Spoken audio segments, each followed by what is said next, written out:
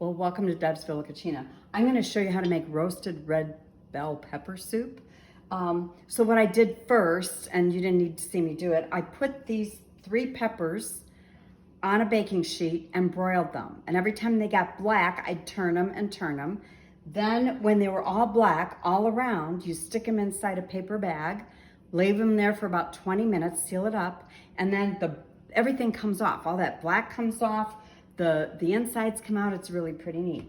So then we're gonna look at, I just took a whole onion and about 3 tablespoons of garlic, and I sauteed that in a little bit more than a tablespoon of garlic in olive oil. And then I'm gonna take those peppers that I've already chopped up, I'm gonna stick them in here, and we're just gonna cook those for about 5 minutes. All right, so it's been about 5 minutes, and I'm adding a box of chicken broth. And along with that, I've already drained and rinsed 2 cans of cannellini beans. And now we're going to let all this cook for about 5 minutes.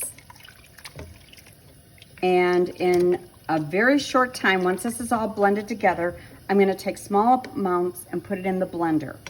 So we'll be back in a few. All right, so the last thing we're doing is we're blending it small amounts at a time because the soup is hot. It was cooking for about 5 minutes. And this was my last batch. I'm putting it back in the same pot that I was cooking it in. And there I have my red pepper soup that I'm gonna reheat or heat a little bit longer together.